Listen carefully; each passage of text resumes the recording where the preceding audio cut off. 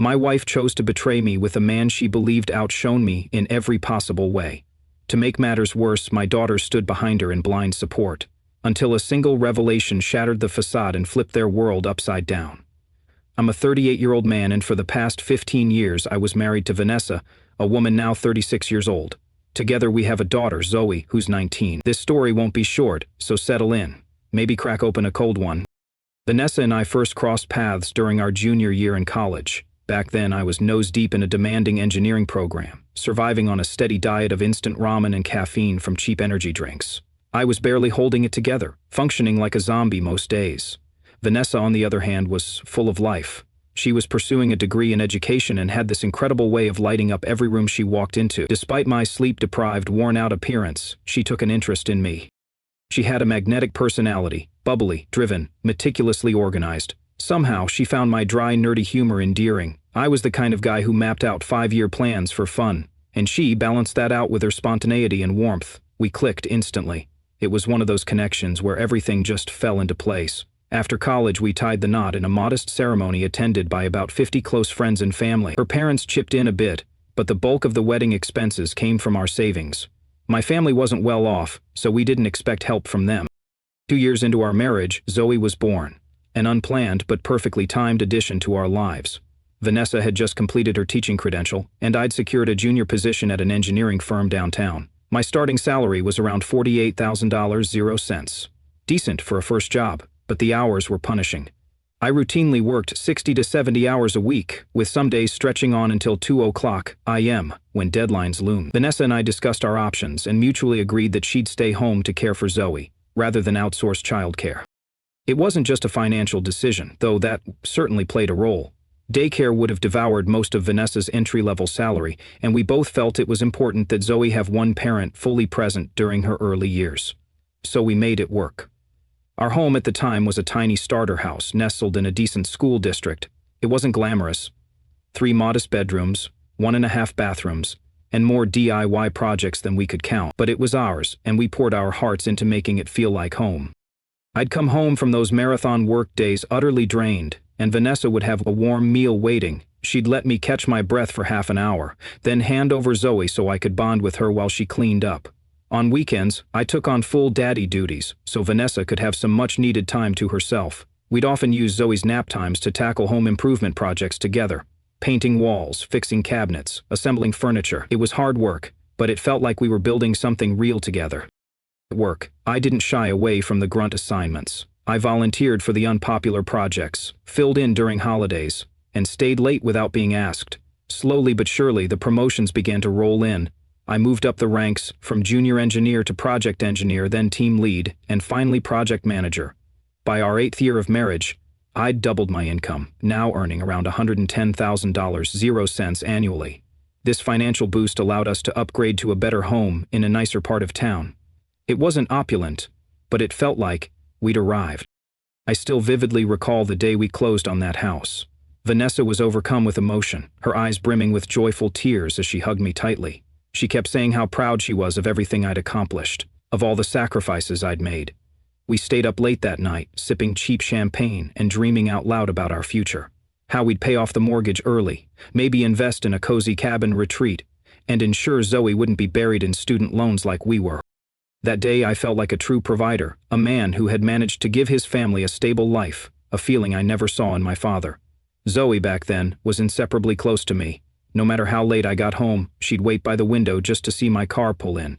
We had our rituals: weekend fishing trips to a hidden pond nearby, impromptu science experiments in the kitchen, and late-night talks about everything from dinosaurs to the solar system.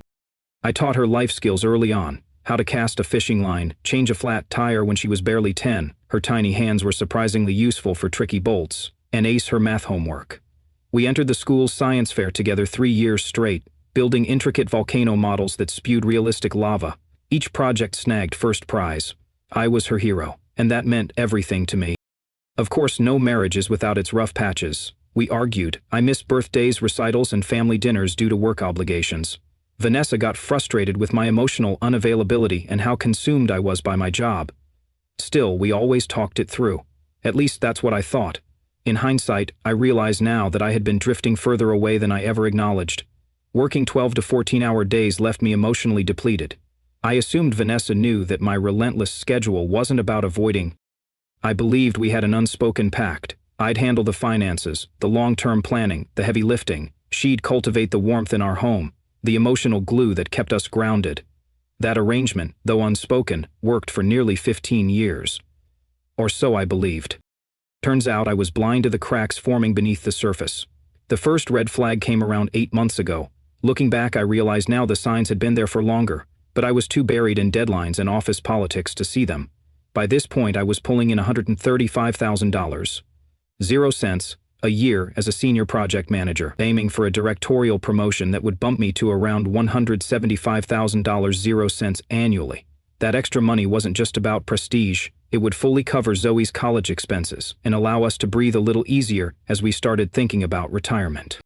Then, Vanessa's behavior began shifting in subtle, disconcerting ways. She started putting a lot more effort into her appearance, getting dressed to the nines, just to run minor errands. Full makeup, carefully styled hair, even perfume, just to go to Target or pick up groceries. At first, I admired it, figured she was reclaiming her confidence, but things didn't add up. She'd leave for grocery runs at 10 a.m. and return 5 hours later with barely a bag of produce. Coffee dates with friends stretched into entire afternoons. Her usual yoga classes, once an hour long, suddenly turned into 3-hour absences. Her entire routine was shifting in ways that couldn't be explained by self-care alone. Vanessa's book club suddenly transformed from a once-a-month gathering of moms to a weekly ritual that kept her out until the stroke of midnight. I didn't question it much at first. After all, I was in the thick of finalizing an enormous project for a major client, something that would virtually guarantee my promotion. I figured she was just enjoying some extra social time. But then girls' night started cropping up more frequently. Twice a week, sometimes 3, the kind of frequency that didn't add up for a group of moms juggling busy lives. Still, I brushed it off, too consumed with my workload. I told myself it was harmless, that she deserved to unwind while I bore the stress of late nights, boardroom deadlines, and endless revisions. The financial red flags began waving soon after. Our credit card statements were littered with unfamiliar transactions, fancy restaurants in neighborhoods Vanessa never mentioned visiting. When I asked her about a $120 0 cents charge at a downtown steakhouse, she casually shrugged it off, saying it must have been a mix-up or that she went there for Jessica's birthday. I wanted to believe him, until I saw Jessica's Instagram posts from that same day. She'd been miles away at a beachside cafe, nowhere near downtown. Vanessa's shopping also took a wild turn. Charges at Nordstrom regularly exceeded $500 0 cents, yet there was no trace of new clothes in our closet. I'd ask her what she bought, and she'd mumble something about returning items or say they were gifts. Meanwhile, her weekend girls' trips evolved from rare annual getaways to bi-monthly excursions that ran up tabs in the thousands. When I cautiously brought up the spending, Vanessa would explode. She accused me of being controlling, of trying to suffocate her just because I was always buried in work. She twisted the narrative so effectively, denying, attacking, flipping the victim card, that I often backed down, ashamed to question her even though my gut screamed something was off. Yes, we could technically afford it, but something felt dishonest, like there was an entire world I wasn't being allowed to see. Zoe, once my little shadow, had transformed too. The daughter who used to sit on the porch waiting for my car headlights to appear now barely acknowledged me. I'd walk through the door after a grueling day and she wouldn't even glance up from her phone. Worse, she'd shoot these knowing glances at Vanessa. Secret looks, like they were in on something I wasn't. It started feeling like I was the outsider in my own home. Snide remarks began creeping into her conversations. Must be nice to be the family ATM, she'd mutter. Or Dad's never here, so why does he get a say in anything? The entitlement was jarring. She began expecting designer handbags, concert tickets with VIP access, and the newest iPhone the moment it hit the shelves. When I gently suggested she consider a part-time job, just a few hours on weekends like I did in college, Vanessa cut me off like I'd insulted her personally. She needs to focus on school, she snapped. We don't want her struggling the way we did. It didn't matter that she was 19, perfectly capable, or that a little work might teach her the value of money. I became the villain for proposing responsibility. Meanwhile, my statements revealed Zoe dropping hundreds at Sephora, treating friends to meals at upscale restaurants I'd never even heard of. Their stories didn't match up either. Vanessa would say they'd spent the day shopping at the mall, while Zoe might let slip something about a lakeside restaurant or an impromptu spa visit. I noticed their private conversations, whispers that halted the moment I entered the room, smirks exchanged in my presence, like I was the butt of some cruel joke. Despite all these signs, I clung to the belief that I was just overthinking, that this was typical mother-daughter bonding and I was being paranoid. After 15 years of marriage, shouldn't I trust my wife? Shouldn't I believe my daughter? I chalked it all up to stress and focused harder on nailing the promotion. In hindsight, I couldn't have made a worse choice. Everything unraveled about 3 months ago. I'd been dealing with a relentless migraine that morning, one of those crushing, blinding headaches that make it impossible to function. My team had just submitted the final project proposal we'd spent months perfecting. My boss, seeing the toll it had taken, told me to head home early. It was the first time in 2 years I left work before 5 p.m. I didn't text Vanessa to let her know. Part of me was too drained, my vision swimming from the pain. Another part simply assumed she'd be out anyway, busy with another shopping spree or long lunch with friends. I just wanted silence, some painkillers, and my bed. I pulled into our driveway a little before 1 p.m. The house was unusually quiet. As I stepped inside and made my way toward the stairs, I heard voices floating from the kitchen. I paused, planning to greet them, until I heard my name. "It has absolutely no idea," Zoe said, followed by laughter. "Dad's just an ATM with legs now. He's so easy to fool." My heart slammed in my chest. I stood frozen, listening. Vanessa responded with a flat, icy tone I barely recognized. "I stopped feeling guilty months ago. Derek's getting impatient, though. Once you graduate, we're gone." Derek? Who the hell was Derek? My stomach turned to lead. Then Zoe chimed in, again. Her voice laced with mockery. "Derek's way better than Dad. He's fun, not some work-obsessed drone. Seriously, how hasn't he figured it out yet?" Vanessa laughed. It wasn't a normal laugh. It was the kind that chills your bones. "It's too busy earning money that get to enjoy. Derek already said we could use his lake house next month." Zoe added, "He won't even notice we're gone, not unless he checks the bank account, and even then he won't do anything." Then came the dagger. Vanessa, chuckling, said, "Best sucker ever." I couldn't move. I felt paralyzed, like someone had drained every ounce of blood from my body. 15 years of building a life, 19 years of loving my daughter unconditionally, 60 to 70-hour weeks, sacrificing time, vacations, and health, all to make sure they never lacked anything. And now I was the punchline to their private joke. Everything I'd worked for, every hour I'd spent grinding through meetings and stress and exhaustion, none of it meant anything. My daughter, who used to think I was a hero, now mocked me behind my back. My wife, the woman I trusted more than anyone, was planning her escape with another man. They drained me emotionally, financially, and now they were ready to walk away like I was some tool that had outlived its usefulness. In that moment, standing in the hallway with my heart racing and ears burning, something inside me shattered. The man who had powered through every deadline, every setback, every long night for his family, he no longer existed. He'd been replaced by a shell, someone discarded by the very people he lived for. I didn't confront them right away. I turned and quietly walked back out the door, my mind spinning. I needed time to think, to process, to decide what came next. Because one thing was certain, nothing would ever be the same again. And who was Derek? Just some man who had crept into my wife's life, while I was burning the candle at both ends, working late nights, sacrificing weekends, to keep our household running, to pay for her luxuries, and cover our daughter's college tuition. A college where Zoe had been picking up more than just academic knowledge. She was studying, all right, studying her mother's blueprint for betrayal and greed. Every time I sacrificed my weekend to catch up on work, they were out pretending to shop, probably cruising around with Derek in his sleek car, headed for another lake house getaway. Every tedious client dinner I endured, every networking event I gritted through in hopes of sealing another deal, all of it was to give them a secure future. And yet, behind my back, they were plotting to erase me from it entirely. As I listened, they laid out their plan with clinical precision.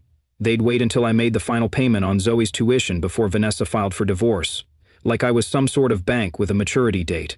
They'd already met with a divorce attorney, apparently one who believed Vanessa stood a good shot at claiming half my retirement account, and maybe even the house.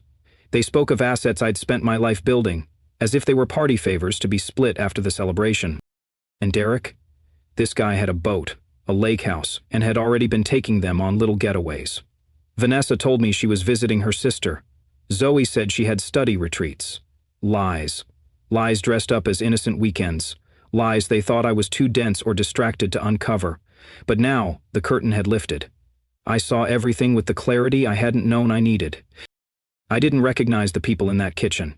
Vanessa, the woman who once cried tears of joy at our first home, and Zoe, my little girl who used to hold my hand crossing the street, are now laughing at my expense. They were ghosts wearing familiar faces, speaking with venom and greed. And me? I was the fool they saw as a walking wallet. I didn't storm in. I didn't shout. I simply backed away slowly, slipped out the front door, and gently closed it behind me. They were so engrossed in their scheming they didn't even notice I'd been there. My hands trembled as I slid behind the wheel of my car. I sat motionless, staring at the steering wheel, trying to catch my breath. But I didn't need more proof. The evidence was burned into my memory. I drove straight to the office of a divorce attorney, a guy my friend had gone through hell with 2 years earlier. I didn't even call ahead. I parked and called from the lot, practically begging for an emergency appointment. By some miracle they squeezed me in. The attorney, a sharp but composed man in his 50s, seemed taken aback by my certainty. Most husbands waver. Not me. Not after hearing my daughter call me an ATM with legs, while my wife chuckled approvingly. By 4:30 that same afternoon I'd filed for divorce. The retainer, $5,000 0 cents, came directly from my account. I signed the paperwork and walked out of that office with a clear strategy. No drama, just action. First, I tackled our finances. My lawyer was crystal clear. Protect your assets, now. I spent the next 7 days meticulously separating everything. I opened new accounts at a completely separate bank, one Vanessa didn't even know existed. I transferred the bulk of our savings there. I left $2,000, 0 cents, in the joint account, just enough to maintain the illusion of normalcy. But I was wrong. It wouldn't take long before the cracks showed. Next, I contacted every credit card company we had, reported the cards as compromised, had replacements sent to my office, not our home. On the remaining joint card, I placed a hard cap, $500, 0 cents. Enough to cover essentials like groceries, but nowhere near enough for one of Vanessa's usual shopping binges. I changed the direct deposit for my paycheck to the new account and contacted my 411k provider to implement extra security measures. Multi-factor authentication, security questions, password updates. I documented everything, every asset, every piece of valuable property in our home. I photographed jewelry, electronics, and even my tools in the garage. I made digital and paper copies of all financial statements, including a year's worth of spending records. That's when I found it. Vanessa had quietly been siphoning money from our joint account into an account I'd never seen before. Nearly $30,000, 0 cents, had vanished. When I brought this to my lawyer, he simply nodded. That, he said, is going to work heavily in your favor. Judges don't look kindly on someone planning their escape using their spouse's income. The hardest part? Coming home every evening and pretending like none of it existed. I'd sit at the dinner table, nodding along as Vanessa raved about how grueling her 3-hour yoga class had been. I'd smile while Zoe asked for money to buy more overpriced makeup or tickets to some influencer's concert. Neither of them had a clue that I knew. They thought I was still playing the role of the clueless, overworked dad. I proved Zoe's latest shopping spree that weekend, fully aware it would be the last she'd ever get from me. I listened to Vanessa talk about her plans with the girls, knowing full well she was probably texting Derek under the table. Every move I made was calculated. Every nod, every small talk exchange is a performance. They didn't realize the man they were mocking had already turned the tables.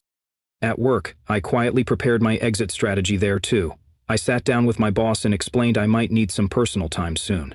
No dramatic details, just enough to give him a heads up. He didn't press, just told me to handle what I needed and that my job would be there. I started assembling handover documents, compiling project outlines, and cleaning up my files in case things got messy and I needed time away. At home, I went through our legal documents. The mortgage? I'd purchased the house before our wedding and every mortgage payment had come directly from my account. My lawyer confirmed that I had a solid claim to retain ownership. The vehicles? Both were paid off. Mine was solely in my name. Hers was under both names, a detail we'd soon resolve. After 7 intense days of planning, I was ready. I chose Friday evening to deliver the blow. I waited until after dinner, when I knew both Vanessa and Zoe would be home. Zoe had returned from college under the guise of doing laundry, but I knew better. She was probably there to ask for more spending money. I called them into the living room. The television went off. Vanessa looked up, puzzled. Zoe glanced at her phone, already half distracted. I sat across from them, my expression calm, composed, like we were about to discuss weekend plans. But this wasn't about plans. This was about consequences, the reckoning they never saw coming. For a moment the room was still. Too still. I looked into the eyes of the people I had once loved most in the world, and all I saw were masks. I was done being their fool, and this time it was my turn to speak. 15 years of marriage were crashing to an end, but for the first time in a long while, I felt like I was finally reclaiming my life.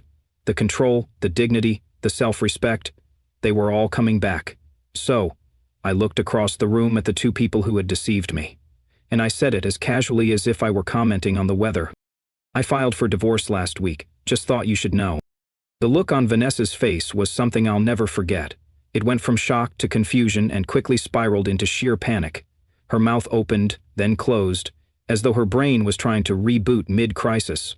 Zoe, in the middle of typing something on her phone, froze like a deer caught in headlights, her thumbs hovering above the screen. The silence that filled the living room was suffocating. It was thick, palpable, and brimming with tension. Vanessa finally found her voice. "You, what?" I leaned back in my chair, cool and composed. "Divorce," I said plainly. "You know that legal process that kicks in when your wife's been sleeping with someone else for a year and your daughter has been cheering her on like it's some kind of team sport?" Vanessa turned pale, her face drained of color. Zoe looked like she might vomit right there on the spot. Vanessa tried to speak. "I don't know what you're—" she began. I cut her off with a short, humorless laugh. "Don't bother. I heard it all, last week, in the kitchen. Every word. I'm just a wallet with legs. Derek is apparently a major upgrade. How you two were counting down the days until Zoe graduates so you could finally make your grand exit." I glanced at Zoe, who looked like she wanted to disappear. "Really solid life strategy, by the way," I added. "Very inspirational stuff." "Dad, Zoe started, but I raised a hand. "Not finished," I said firmly. I wasn't shouting. I wasn't even angry. I had passed through those emotions already. Now I was just done. Done playing the part of the clueless provider. Done letting them take and take while offering nothing but contempt in return. "The problem with plotting in your own home," I continued, "is that walls have ears. You two weren't exactly subtle." I laid out the situation calmly, methodically, like I was reading a project update. "The divorce is already filed. That's non-negotiable. I've moved most of our joint assets to accounts you can't access. But don't worry, I left $2,000 in the old account. That should keep things running for a week or two, depending on how restrained you can be." "You can't do that," Vanessa stammered, panic in her voice. I smiled. "Actually, I can, and I already have." She opened her mouth again, but I cut her off. "And before you launch into a speech about how I've been working too much or how emotionally distant I am, don't. When you choose to cheat instead of talk, you end that conversation." The room felt like it was shrinking around them. Vanessa had begun to cry. Not the guilty kind of crying, but the manipulative, performative kind. Zoe, likely realizing her tuition fund was now hanging by a thread, decided to shift tactics. "You're overreacting," she said, her voice tinged with defiance. "Mom deserves to be happy, and Derek—" I stopped her cold. "I don't care about Derek," I said sharply. "This isn't about him. This is about betrayal, dishonesty, and the complete lack of respect shown by the two people I thought I could count on. You don't get to treat someone like a doormat and then act surprised when they finally stand up." Vanessa's sobs grew louder. A week ago it would have torn me apart, but now I felt nothing. The pain had been replaced with clarity. "What do you want me to say?" she choked out. "That I screwed up? Fine, I did. But you haven't been there emotionally for years." "You're right," I nodded. "I've been buried in work, providing, sacrificing, building a future for us while you were out playing house with someone else. Lesson learned. That's on me." I proceeded to lay out the new reality. I told them exactly what the lawyer had explained. The house would likely remain mine. It was purchased before our marriage, and every payment since has come from my income. The lake property we bought a few years back? That was a gray area, but given Vanessa's financial misconduct, we had a good shot at keeping it. Vehicles? We'd each keep our own. The retirement accounts would be contested, but the damage could be limited. "You can't just cut us off financially," Zoe snapped, eyes wide. "What about my senior trip, my tuition next semester?" I looked at her, and for a second I saw a little girl again. the one who used to wear my shirts to bed, who needed me when she had nightmares. But she wasn't that girl anymore. She was a stranger. Actions have consequences, I said. You called me a wallet. Well, congratulations. You found out that wallets can lock. You want extras? Get a job like I did at your age. Vanessa, now shifting from weeping to negotiating, tried to play the daughter card. This isn't fair to Zoe. She's just a kid. She shouldn't suffer because of our problems. That actually made me laugh. Zoe is 19, old enough to laugh behind my back, old enough to lie, old enough to keep your affair secret and plan her escape on my dime. She's not a child. She's a co-conspirator, and she'll learn that life doesn't come with infinite allowances. The rest of that night blurred into tears, yelling, accusations, and pitiful attempts to manipulate me. Zoe stormed off to her room in a fit of rage. Vanessa cycled through every emotional tactic in her arsenal. Anger, sorrow, guilt. None of it worked. I had flipped the script, and I wasn't backing down. That night, for the first time in what felt like forever, I slept peacefully. Not because everything was resolved, but because I had finally taken the first real step toward freedom, toward peace. The following weeks were a minefield. We coexisted in the same house, barely speaking unless necessary. I started putting in longer hours at work, not because I needed the extra money, but because I couldn't stand the silence, the fake civility. Vanessa would alternate between tearful attempts to reconnect and sulking silence. Zoe, meanwhile, turned into a stereotypical rebellious teen, slamming doors, muttering curses, and giving me death stares across the dinner table. I stayed firm on the financial lockdown. When Zoe's card declined at a boutique while trying to buy a $400 0-cent prom dress, she lost it. She came barging into my home office mid-meeting, red-faced and fuming. "This is insane," she screamed. "How am I supposed to go to a formal now?" I calmly muted my Zoom call, turned to her and replied, "Maybe try them all. Plenty of stores. Better yet, get a weekend job. Builds character." She stormed out, leaving the door swinging behind her. I didn't chase her. I didn't explain. I didn't feel the need to anymore. They wanted freedom. Now they could learn what it really meant. "They're always hiring at the food court," I said, without even looking up. Zoe had been mumbling something under her breath, too quiet to catch. I shrugged, turned back to my spreadsheet, and kept working. The strange thing was, I didn't even feel angry anymore. The pain had evaporated, replaced by something colder and more detached. It's incredible how quickly someone can become a stranger once the mask slips. The divorce was proceeding like clockwork. Vanessa, predictably, had hired her own attorney, a woman whose website boasted about getting what women deserve. Her first move was to file a counter-petition. She claimed that she was entitled to more due to years of unpaid labor as a homemaker and my alleged emotional abandonment. She painted herself as the martyr housewife, left behind to single-handedly raise our daughter while I was out building an empire. My lawyer didn't flinch. He was a professional assassin in a suit. We had already gathered and documented everything, the affair, the hidden bank account, even email evidence. Thanks to our shared iCloud, we had months of messages between Vanessa and Derek. Photos, innuendos, even vacation plans disguised as sister visits. Financial statements showed how she'd siphoned off nearly $30,000 0 over the past year. 2 days after she filed her petition, the judge ruled. Most of her claims were dismissed outright. Infidelity, financial misconduct, and concrete evidence are a hard combo to beat. The results? I kept the house, just as expected. My car stayed in my name. My 401k took a slight hit, a far smaller settlement than Vanessa had hoped for. The vacation property? Mine. The judge ruled it had been purchased with separate funds from my income, not shared assets. Vanessa walked away with her car and a small slice of the joint savings. That was it. About 3 weeks into the process, she and Zoe were still in the house. Legally, until the preliminary hearing awarded me full control, they couldn't be forced to leave, but reality was setting in fast. Derek, once so eager, had apparently developed a sudden case of too busy. The man who'd swept Vanessa off her feet now had endless work emergencies and family obligations. I didn't have to snoop. Our house wasn't big, and Vanessa didn't exactly whisper during late-night phone calls. One night, I heard her sobbing on the phone, begging Derek to meet her. "I need someone right now," she said, voice trembling. His answer? "I just need some space, Vanessa, time to think." Translation, "I need a new sugar mama." Zoe wasn't doing much better. Her social life, once a whirlwind of shopping sprees and overpriced outings, had dried up. Her so-called friends stopped including her. She came home one Saturday afternoon, obviously distraught. Later that night, I overheard her venting to someone over the phone. They went to this steakhouse and then to that concert, she whined. I couldn't afford the tickets, and they didn't even offer to help. They know my dad cut me off. Ah, the sting of conditional friendships. When the money runs out, you find out who actually values your company. I didn't say a word. I didn't gloat. I didn't even smirk. Life was doing the talking for me. When Vanessa blew her grocery budget on trying to impress Derek with some high-end wine and a failed dinner night, I stepped in. Just enough. I bought groceries. When Zoe needed money for a legitimate school field trip, I paid the school directly.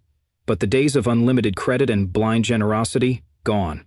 I wasn't funding disrespect anymore.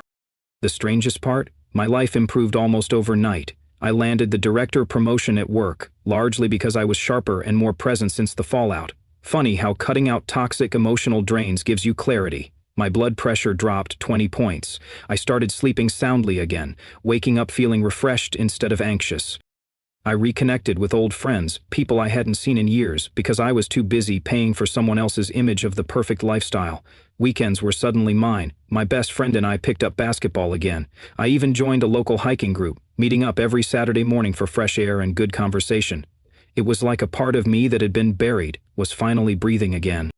And changes began surfacing in Vanessa and Zoe too. Vanessa dusted off her old resume. She reached out to her former principal, started applying for teaching jobs. No more lake houses and boutique yoga classes. Zoe, without my prompting, she applied for a job at the mall. One night I walked past her room and noticed she was browsing cheaper in-state universities. Quite the shift from the private college she used to brag about. They were adapting, slowly, but it wasn't my burden anymore. Their lessons were theirs to learn. Roughly 2 months into the divorce, the judge awarded me sole ownership of the house. Vanessa and Zoe were legally required to move out. I gave them a week to pack the essentials. They found a cramped apartment across town. It was all Vanessa could manage on her new receptionist job at a local dental office. The irony of it all was bittersweet. From 4-bedroom luxury to a shoebox with paper-thin walls. Moving day was surreal. I hired a moving crew, small, efficient, because as much as I'd been hurt, I wasn't going to stoop to cruelty. I stood on the driveway, arms crossed, watching boxes get loaded into a truck, the furniture we'd picked out together, photographs from birthdays and Christmases, echoes of a life that once had meaning. But I didn't feel sadness. I felt closure, like watching the end of a long, emotional film. Only this one didn't need a sequel. Zoe barely acknowledged me. She was cold, distant. Her look said everything. Like I was the villain, the tyrant who'd ruined her fairy tale. Vanessa, of course, tried the emotional tactics again. The weepy voice, lingering moments when she tried to speak to me alone. "Are you sure this is what you want?" she asked softly. "Yes," I replied without hesitation. "We could fix this," she whispered. "Start over." "No, Vanessa. That option expired the day you made your choice." She sighed, then tried her final card. "What am I supposed to do now?"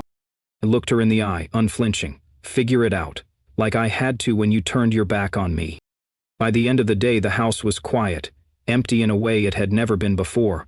But for once, it felt peaceful. Not a house filled with tension and deceit, but a space for healing. They were gone. That night, I poured myself a glass of bourbon and sat on the back porch, watching the sunset paint the sky in shades of orange and crimson. It felt symbolic, the close of one chapter and the quiet promise of another. The road ahead wasn't perfectly clear, but it was mine now. No more shadows, no more pretending. I finally had peace. And that, after everything, was worth it all. The first few nights after they left were eerie. The house echoed with a silence I wasn't used to. For 15 years, every room had carried the sound of footsteps, voices, life. Now it felt like a museum of broken memories. But once I got past that first sting, something inside me shifted. I began reclaiming what had always been mine. I moved back into the master bedroom, which I had given up during those months of bitter silence, stripped the place of her faux bohemian decor, and repainted the walls in a cool navy. It felt like exhaling for the first time in years. Zoe's old room became a proper office, finally giving me a dedicated space for work and gaming. I even transformed the formal dining room, which Vanessa insisted on but never used, into a home gym. Irony, huh?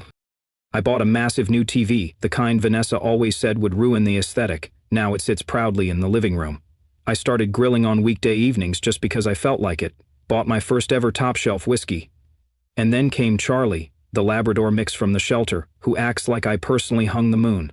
That dog follows me around like my shadow, grinning his big, dopey grin as if to say, "You're doing great, man." Work was smoother than it had been in years. I wasn't just punching hours. I was productive, confident. I finally got that promotion, complete with a raise. But more importantly, I had time to enjoy it now. No more secret accounts draining me. No more fake yoga classes or 5-hour grocery trips. 2 weeks after they moved out, I was halfway through making dinner when my phone rang. Zoe. I almost ignored it, but curiosity won out. Her voice was cracked, full of sniffles. "Dad, Derek ghosted us." I blinked. "He what?" "'Cause he blocked Mom's number. He's gone. Just disappeared when he realized there wasn't going to be any divorce payout." I leaned against the counter, staring at my half-chopped onions. I wanted to laugh, but I kept my voice flat. "Wow, who could have seen that coming?" She paused, clearly expecting more, maybe even a touch of sympathy. "We didn't think." "Exactly," I said. "You didn't think." She went quiet after that. Eventually she mumbled something and hung up, and I stood there, feeling nothing. Not anger, not pity, just validation. 6 months have passed since the divorce was finalized. My life has turned a full 180. I've lost 30 pounds. I hit the gym in the evenings and take Charlie for morning runs on weekends. I sleep like a rock and wake up with energy I hadn't felt in a decade. The money? Better than ever. Without Vanessa's spending and Zoe's luxury demands, I'm saving like never before. The house looks nothing like it did. I renovated the kitchen, the one Vanessa claimed was ugly but never bothered to fix. Marble countertops, soft closed cabinets. It's sleek, modern, mine. Zoe's old room? It's a dream setup now. Triple monitor rig, custom desk, surround sound. It's where I work and unwind. Charlie has his own bed next to mine. He snores louder than any human I've known.